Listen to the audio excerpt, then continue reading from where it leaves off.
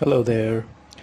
My name is Zafar Satyavan, and I'm the author of a book called Teaching is Out, Learning is In, and another book called Something Divine. And over the years, I have created a algorithm for a social learning network called based on the ZedAxis profile. Now, this is based on a concept called multiple intelligence, which is fairly well understood in educational circles, and it represents the 8 different multiple intelligences that human beings are capable of: visual, language, logic, interpersonal, auditory, natural, kinesthetic, and intrapersonal.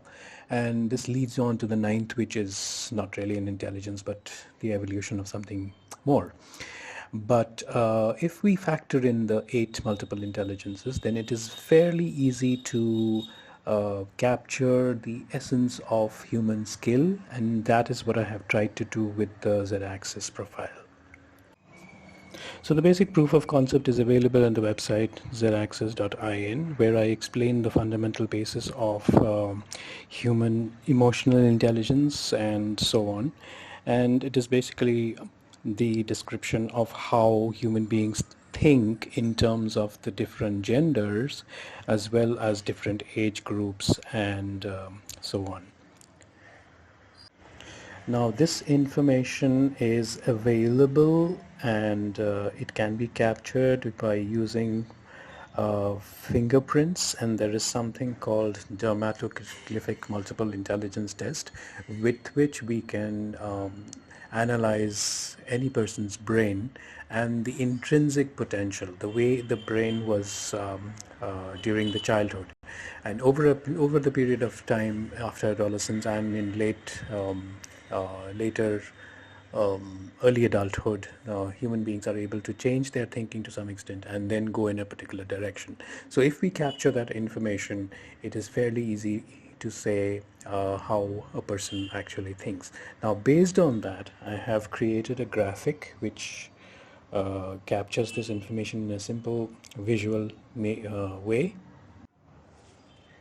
which uses the trigrams and a combination of trigrams to represent the information in a simplified way, as well as the 4 aspects of the human personality.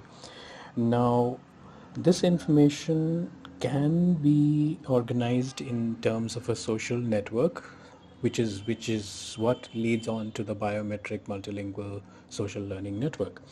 Now, before that, we have to kind of tokenize the process, the learning involved in this endeavor, and that to incentivize, we can create the Z-axis token, and there are interesting possibilities to do so in different ways.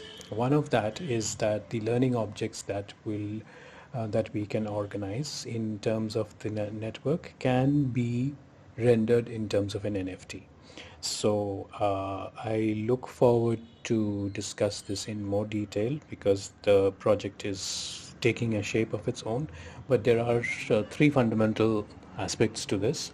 The first is the Z-axis profile, which is a combination of multiple intelligence and the human personality, the 4-sided human personality. The second is the social learning network, which incentivizes the exploration, the discovery, and the sharing of the learning, and whatever content is hosted in terms of the application can be hosted as an NFT. So every learning object can function as an NFT, and therefore this would lead to the monetization of the learning process. And finally, we have a digital wallet to actually be able to reward the people participating in this project.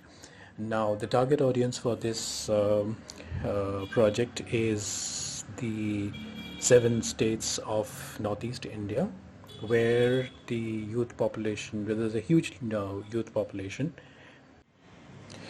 and who are yet to understand the dynamics of the digital currency and the Web3 ecosystem, where because this region is fairly I wouldn't say backward, but they are still in the development stages, and therefore we can organize this blockchain to reward proof of online participation, proof of offline participation, proof of Z-axis comprehension, and proof of realization, which are the different functionalities of the blockchain that will come about. Now, one of the most interesting aspects as I am talking to this particular conversation is something that I'm thinking about right now, is the fact that every ZedAxis token can be an NFT. Can every ZedAxis token be an NFT? I think it is possible to do so. So let's get on to a more elaborate discussion on this, and I look forward to to talk to you further. Thank you.